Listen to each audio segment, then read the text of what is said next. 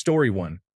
The pandemic disrupted many aspects of life and led to increased greed among companies and dissatisfaction with the government. Story 2. I thought it didn't affect me that much because no one I knew had passed away, but my industry and my finances have still not recovered. I'm living in poverty and am far too old to be in this situation. I'm transitioning to a different career, but it isn't a quick change. It also seems to have caused irreparable damage to the political climate in the United States. The COVID-19 pandemic has impacted us all in one way or another. Story 3. The world has become increasingly challenging. People are often angry, and there seems to be a pervasive sense of negativity. However, some things remain unchanged. The elite are pushing for a return to the office, despite the fact that the pandemic demonstrated that most tasks can be performed virtually. Prices have not decreased since the inflation caused by the pandemic. Many people appear to be in worse health now, and the healthcare system is struggling to cope. Overall, the world feels devoid of hope. Story 4.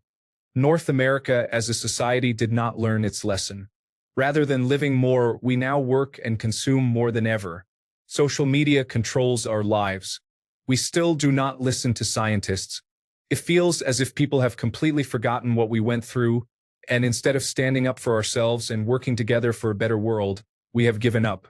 Story 5. In March 2020, I thought I had COVID-19 and went to urgent care, where they ordered a chest x-ray because that was how COVID-19 was being diagnosed at the time.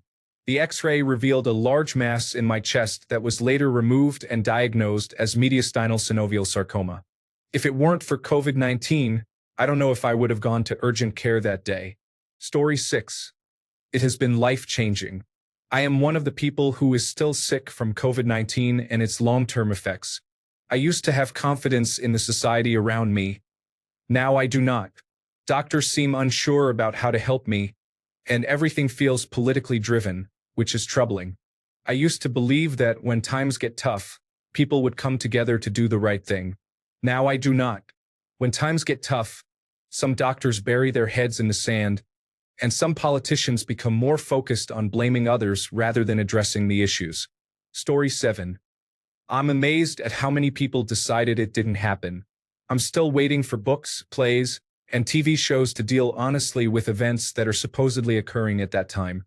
The closest I've seen is the recent Stephen King novel Holly, which shows characters rotating in an office space, wiping down surfaces, etc.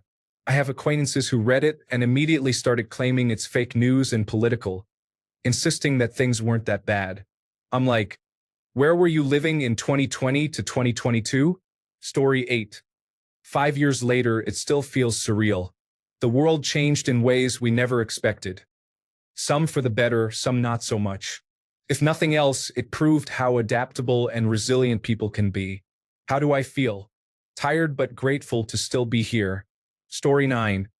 I was definitely an introvert before, but now I have to struggle to leave my apartment unless it is for work. Story 10. We are living in an alternate reality time warp because it does not feel like 5 years have passed. Story 11. I feel like we didn't learn much from it. We are going to be unprepared in the next pandemic as well. So many unnecessary deaths. People who oppose masks, vaccines, and deny COVID have caused harm. It felt like we were against each other, and it brought out a lot of the worst in people. There was an overwhelming amount of misinformation, racism, extreme pettiness, and stubbornness. We also experienced a loss of faith in scientific leaders and our institutions. The deaths really baffle me when I reflect on it. So many people essentially chose death for these trivial reasons. Story 12. As an American, we have come out the other side, and everything is worse. People here have lost their minds. Story 13.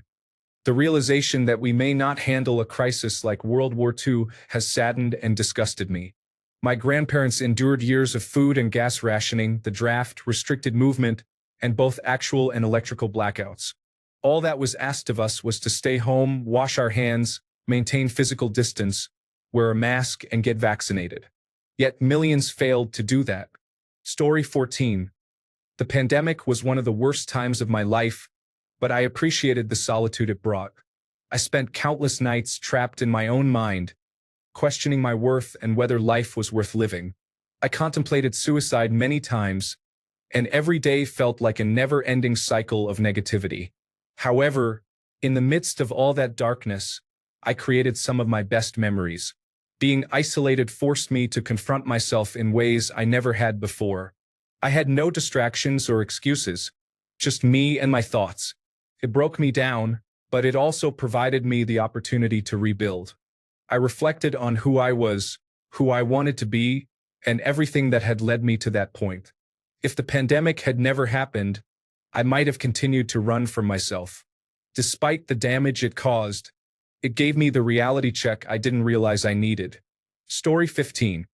If Trump's first presidency didn't reveal the selfishness, ignorance, and opposition to science in half of Americans, COVID did. We really don't care about each other, and we don't want to help one another. COVID also highlighted how performative many aspects of life can be, especially in the workplace. Many of our jobs can be done from home. Numerous shops and restaurants rely on people going to an office. These businesses struggled when office workers were able to stay home. We all questioned whether we go into public because we want to or have to. Neither is a wrong answer as far as I am concerned, but it isn't a question many people had considered. Story 16. I have permanent nerve damage from COVID, which is not great. Additionally, I have lost a lot of respect for my fellow Americans. Story 17. COVID was a significant turning point. We now understand who among us would put others' lives at risk to avoid inconvenience. In some ways, that awareness is positive, but those individuals have revealed their true colors and are now openly exhibiting racist behavior. Story 18. COVID has made it clear that a significant portion of people around me poses a direct threat to my health and safety, and everything since has only confirmed this. Story 19. I attended a family gathering yesterday, and someone was not honest about how they were feeling. It seemed like they were recovering from something. Little did I know, today they texted and said they have COVID and a fever. I have a huge deadline this week, so it is frustrating that they didn't come forward and allow me the option to send my regards and stay home. A similar situation occurred at Christmas when a family member was sick but did not mention it. My increasingly frail 83-year-old father contracted it within a few days and was very ill for a while. People have definitely returned to their old ways. About me, my mental health declined, and I am still trying to recover, but I am better than I was. I continue to be honest when I am feeling unwell because I want people to have the option to avoid receiving my illness. Story 20. Everything we learned during COVID went straight out the window. Some are forcing a return to the office even though things worked well before, but they need the sense of power over their employees. I also learned that the global population seems misguided in general. While I acknowledge my own flaws, it feels like most people are even worse. I truly feel like I am living in an idiocracy with the rise of extremists everywhere and the United States engaging in actions reminiscent of Nazi salutes as if it is normal. From that point on, politics everywhere seem to have taken a wrong turn. There is really no moderate politics. It is all extreme left versus extreme right. Story 21. I worked throughout the entire pandemic in online grocery at Walmart, putting in up to 90 hours a week. I faced daily complaints about items being out of stock at first, then was criticized for people not wearing masks and later for wearing a mask myself. I was also scolded by co-workers for getting vaccinated. In the end, it felt like we learned nothing from the experience. Story 22. The amount of overconfidence and ignorance present in society is alarming. Influencer culture is detrimental to our community. I am quite weary of the ongoing challenges we face. Story 23. I am deeply unhappy and have tried everything in my power to feel better. Therapy, medication, new hobbies, exercise, and connecting with friends. None of that helped. I still feel empty and hopeless after realizing that the state of the world isn't my fault. Story 24. I think it is astonishing that people chose an administration that directly led to 1 million deaths and said, yes, let's do that again. Measles is not that significant, apparently. I just bought brand new masks today. Story 25. I still haven't fully returned to normal. I don't go to public spaces without an N95 mask. If I take it off, I start panicking and can't breathe. I have bought tickets and skipped events, wasting money. I remind people to reschedule plans if they are sick. I work remotely because being close to others for 8 or 9 hours a day is mentally draining. I wish I could return to how I was in 2019, but I don't have it in me right now. I am significantly better than I was, but given how I have seen people react to COVID-19 and this flu season, I don't trust them anymore and I'm tired. Humanity cannot be trusted to do right by their neighbors and loved ones, and they have proven it. Story 26. Thank you. I needed motivation to get out of bed this Sunday. Now I can reflect on where the last 5 years went. Story 27. I don't want to sound insensitive, but it was serendipitous how, at a time when I was down and out, the world conveniently shut down. I was diagnosed with stage 4 cancer just as it was starting to affect friends in Italy, so I saw it slowly coming. Through the worst of it all, I didn't need to worry about how my kids were getting to school, clubs, and sports. They were able to stay home. I was able to get contactless deliveries for household items and avoid invasive guests. My husband was able to drive regularly from Suffolk County, New York, to Memorial Sloan Kettering Hospital in Manhattan with no traffic. It only took 45 minutes instead of the usual nearly 2 hours each way. This is significant because my youngest was in 7th grade at the time, and I had a 14% chance of 5-year survival. All I kept saying was, I just need 5 years, just so they don't lose me before they graduate high school. Well, here we are, and my little one graduates in June, and I'm doing quite well. These 5 years have been amazing, horrendous, and wonderful, and I am filled with tremendous gratitude. Story 28. 7 people I knew in some capacity, whether as acquaintances or friends, died during the pandemic. I kept hearing people say that the mask mandates and business closures were not needed, claiming, "This isn't a real thing. It's the government trying to keep us down." Many people in my life died from something that wasn't real, I suppose. Story 29.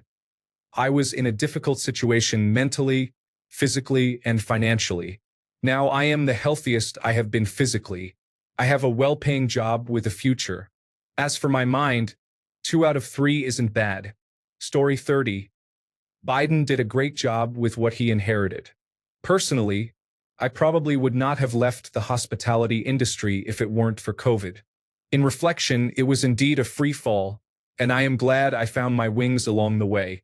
I am glad I did it. Story 31.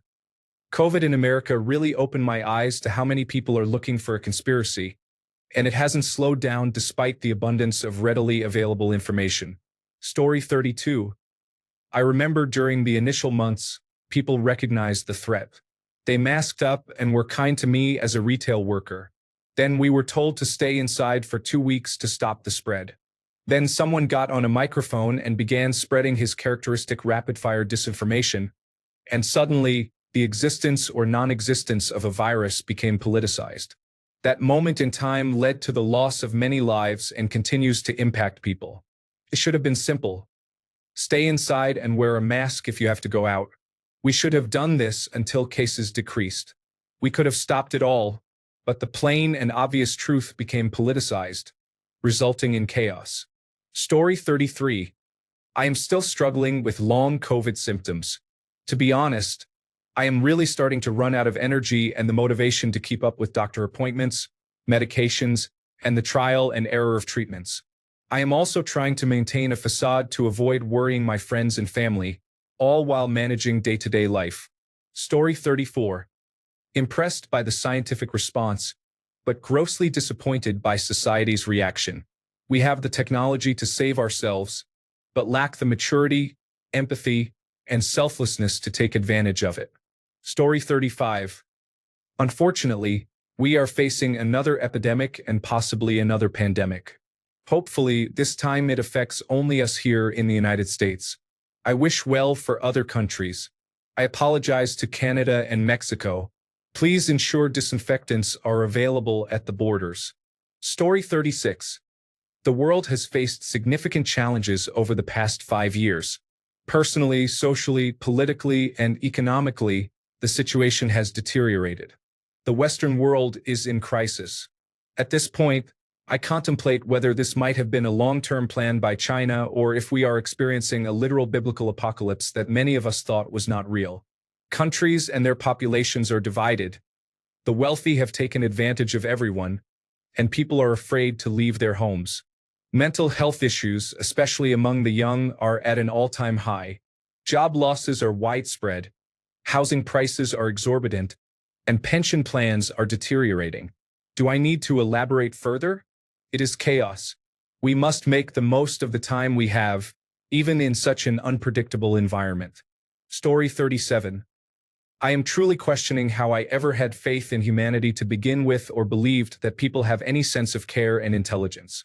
Measles is back and affecting children, yet people are still purposefully picking their noses before handing you something. Story 38. COVID really exposed how divided we are as a country. People seem angrier and more aggressive than ever before.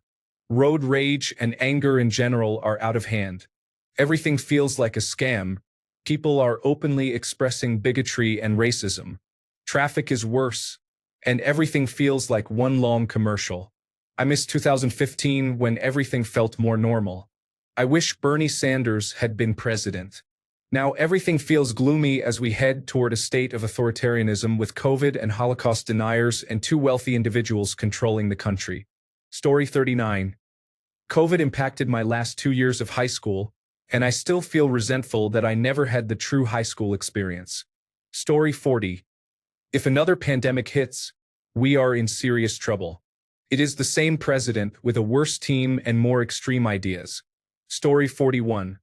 For all the challenges that occurred, some great innovations and societal changes emerged that I am grateful for. Remote work, grocery shopping with pickup orders, and redefined work-life family priorities are examples of this progress. Sadly, it seems many of those advancements in valuing non-work life are gradually reverting to the pre-COVID American workaholic mindset. The hindsight opinions are becoming difficult to accept as well. People seem to have quickly forgotten the chaos and loss experienced globally during that time, and now some are disregarding the efforts of those who sacrificed greatly to contribute to public health during the pandemic. My hope is that the children who were in their formative years during the pandemic witnessed what it was like to have present parents and experienced a brief period of collective effort towards a common goal. As they grow older, I hope they will strive to build and maintain such a society. Story 42. I don't feel safe. The current administration would ignore all signs of another pandemic and not communicate with the public or downplay it to save face. Story 43. My life had a lot of promise and whimsy. While I don't feel like a total failure, almost every aspect of my life has gotten worse and can be indirectly related to COVID-19. Story 44. What bothers me most is that I notice people's manners have deteriorated. Many are unnecessarily rude. Customer service has declined.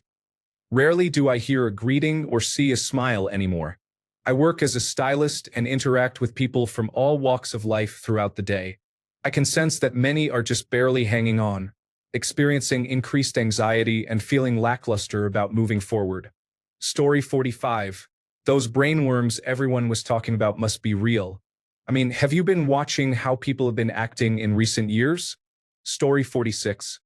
I am disappointed that people still do not seem to know how to cover their coughs with their elbows, wash their hands properly, and at least have the courtesy to wear a mask when they are sick in public. Story 47. A friend passed away in late 2020, and her husband has since moved on. I still wear a mask when there are too many people around or when others are coughing or sneezing. I prefer to avoid germs. Story 48. Not great.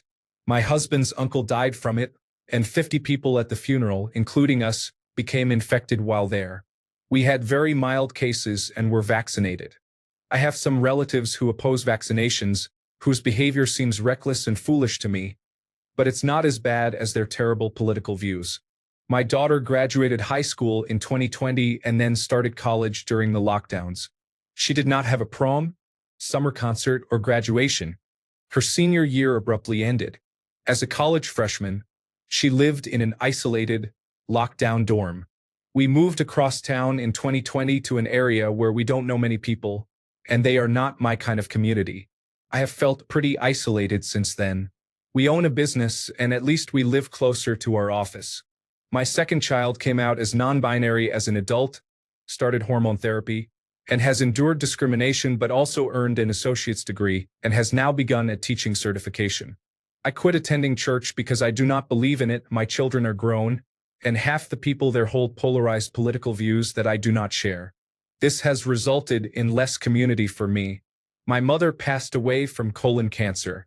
My mother-in-law's husband also died of cancer. Our small business underwent significant changes. We almost went out of business due to severe supply chain disruptions, faced huge demand, and experienced marketing changes that nearly drove us out of business again. We are dealing with ongoing inflation, and many employees are worried about family members being deported. I was diagnosed with breast cancer, which was manageable with no chemotherapy and limited radiation. However, I am now taking an anastrozole, which brings on a second menopause due to estrogen suppression. It is not enjoyable. Story 49. I had COVID-19 very badly and was put in a coma. I saw people die before that and after. Luckily, I made a full recovery. However, I know people who died and others who developed long COVID as well. Story 50. As a wise person once stated, nobody trusts anyone anymore, and we are all very tired. Can anyone truly disagree with this sentiment? Story 51. I believe COVID-19 may have caused low-level brain damage, resulting in a decrease in average intelligence. This likely explains the current state of affairs, especially considering that older generations, with their additional exposure to lead, still hold positions of power in institutions. Story 52. It has made me aware of how much education is lacking. We live in this wonderful digital age, and it is often used for negativity. Story 53. COVID restrictions started on my 30th birthday in 2020. My mom died, then my dog, then my dad within a short time. My therapists say I've been through serious trauma and it will take years to recover, but I'm making progress. I moved abroad. I couldn't stay in my hometown with all the memories of a life that was taken from me. I wouldn't wish what I went through on my worst enemy. I still carry hand sanitizer, wear a mask on public transportation, and get my vaccinations annually as if my parents are still around. A habit I'll keep even if I get stared at in public or criticized by friends. Stay safe out there and hug your loved ones. Story 54. My biggest takeaway is that the doctors were right. The real danger of COVID was not just the short-term hospitalizations. It was the constant, recurring damage caused to the brain over time and with reduced immunity. I noticed the difference in the way people's minds work. You can tell who never caught it or caught it once versus someone who had COVID 4, 5, or even 6 times. They are slower. They can't hold or express their thoughts articulately.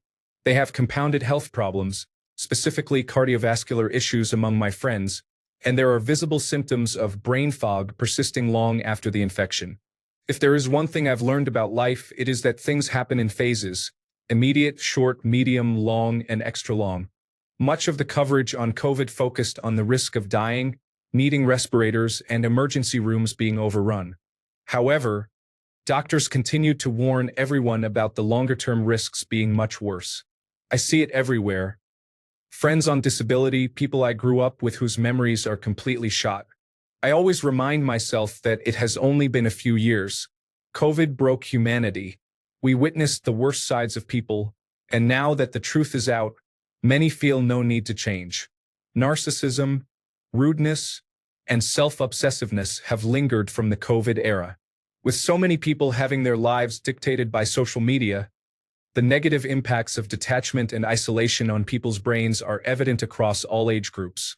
Young people seem to have lost their attention spans, middle-aged individuals appear to have forgotten what friendships are, and older adults have stopped caring about others.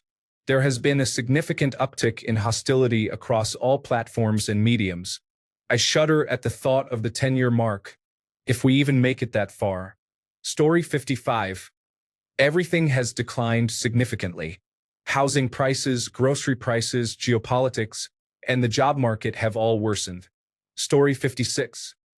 I do not think we have even seen the tip of the iceberg regarding the ramifications of everything that occurred. The ripples are still moving, and the social, mental, and societal damage will continue for a very long time. The constant fearmongering by our media has destroyed any sense of security that people used to feel.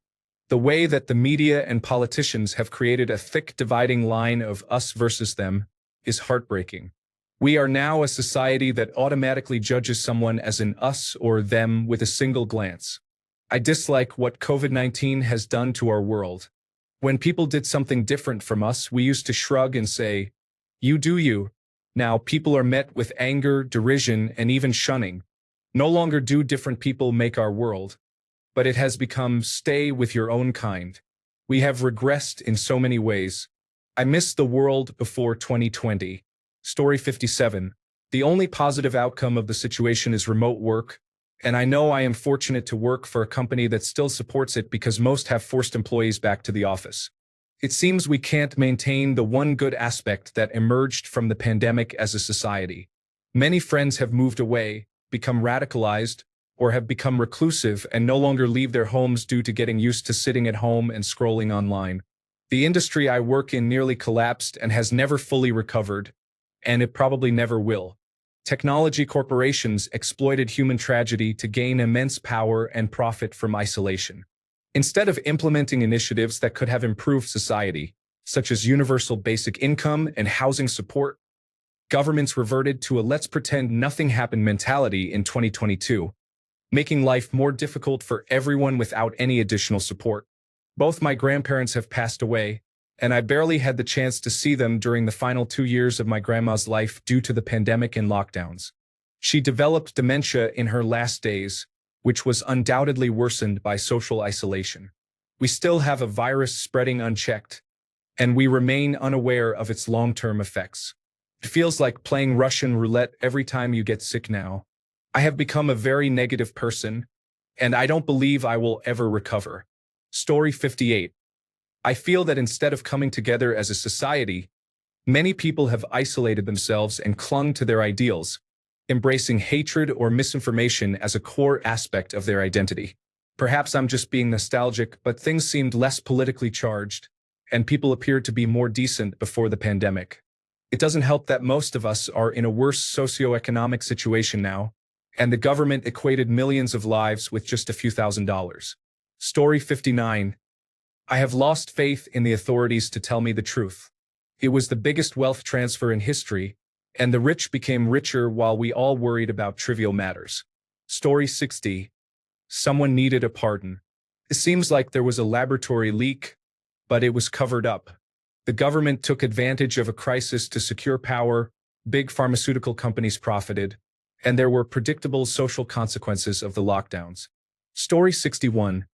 COVID-19 is still present in Florida, where both Trump and DeSantis have contributed to a significant loss of life with their propaganda campaign against the Centers for Disease Control and Prevention and Dr. Fauci.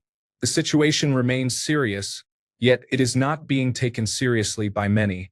It is concerning how DeSantis's actions have impacted innocent people, and Trump bears responsibility for the deaths of over 1 million due to the pandemic. I recently experienced the virus for a month and was bedridden. My last vaccination was 8 months ago. I cannot imagine being unvaccinated. Story 62. Honestly, the lockdown saved my life. I was falling down a bad path, throwing my life away by partying, drinking, and getting high because I felt directionless and didn't want to confront it. I became part of a bad crowd and started experimenting with more dangerous activities. The lockdown forced me away from my distractions and made me self-reflect. I began taking online courses, stopped communicating with people I hung out with, learned how to cook properly, got back into reading, and picked up the keyboard again. Story 63. One of the best times of my life. The loss of life was difficult, but the empty cities and streets offered a sense of solitude. There was little interaction with others, and expectations at work were minimal and manageable. Story 64. Considering the wealth transfer of $24 trillion from the poor to the wealthy, it was wildly successful.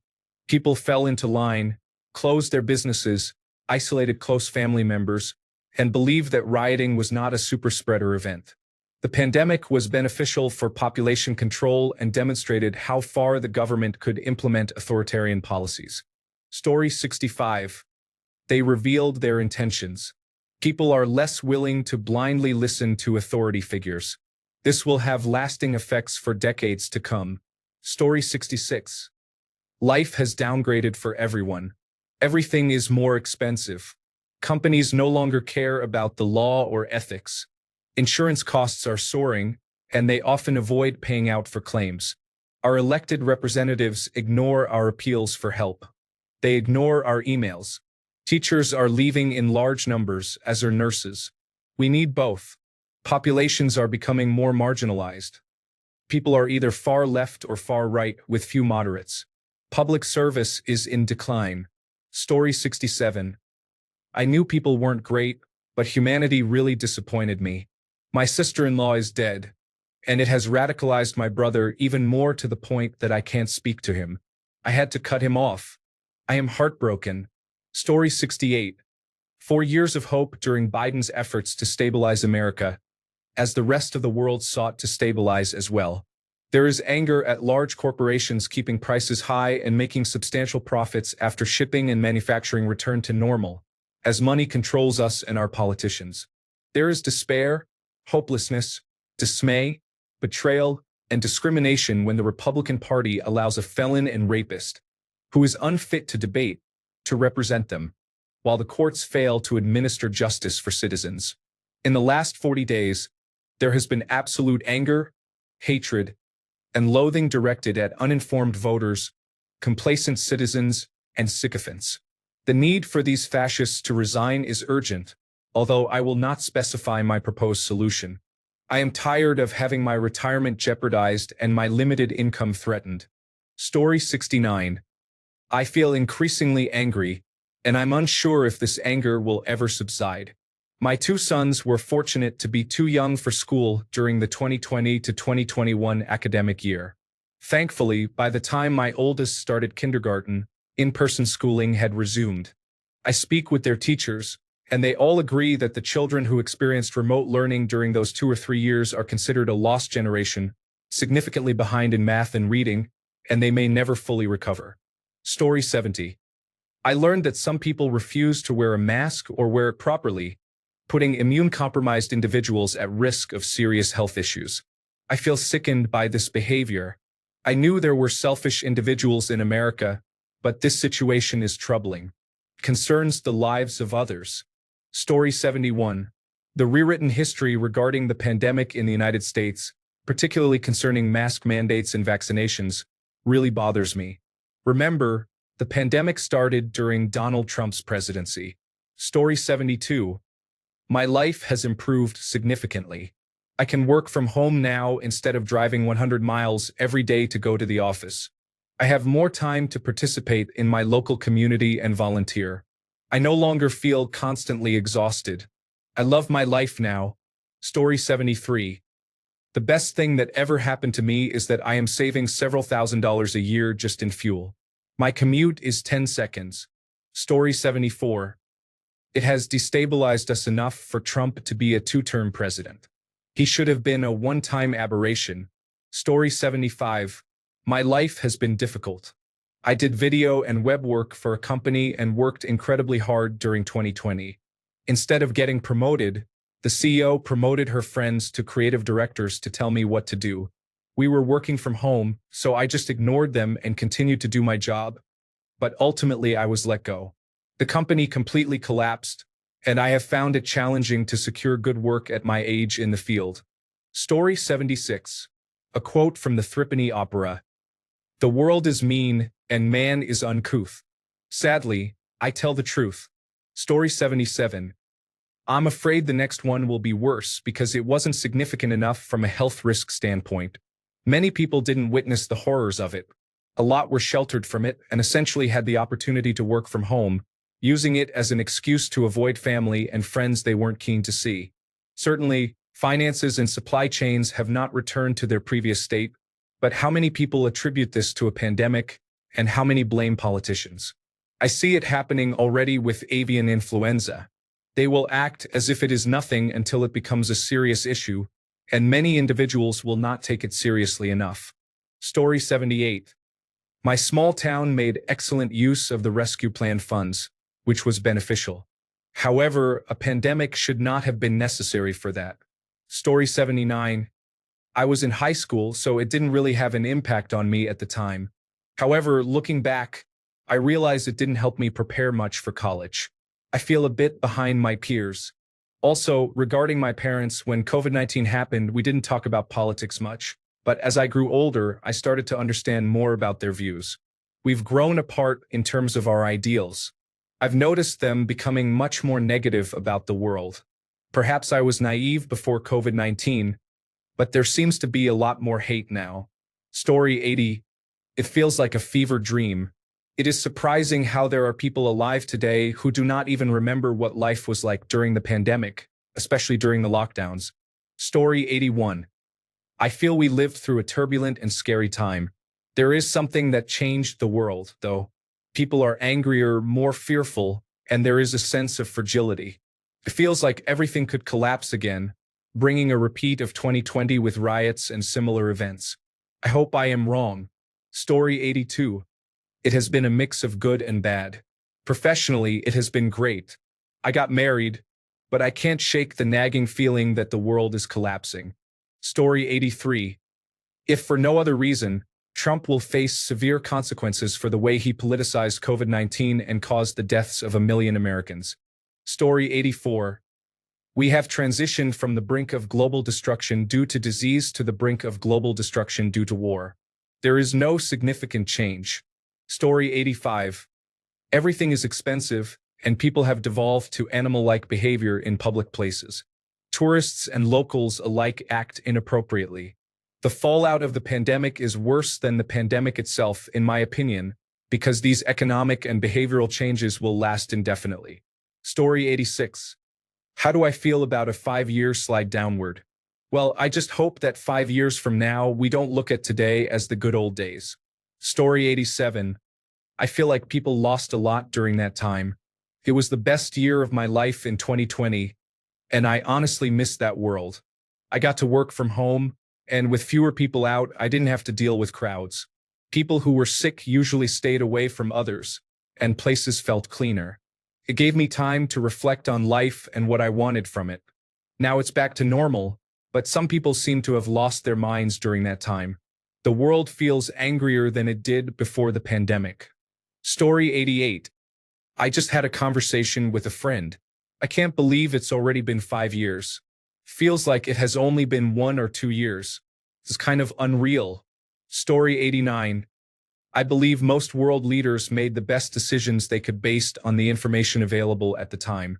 However, in retrospect, the restrictions on personal freedom were not always justified and, in many cases, were life-changing.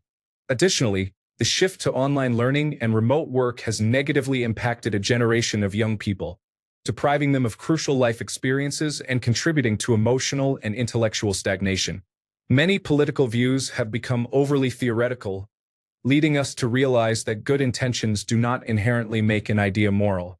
The conservative backlash reflects a desire to return to practical solutions, but this sentiment may not endure once the working class feels heard again. Physical laborers often felt disrespected by those working from home, while remote workers faced significant mental health challenges. I apologize if this response seems scattered. It reflects my perspective on the past 5 years. My viewpoints have evolved, and I believe social media and isolation have harmed communities. Thanks a bunch for sticking around till the end of the video. Remember to subscribe, and until next time, stay awesome and goodbye.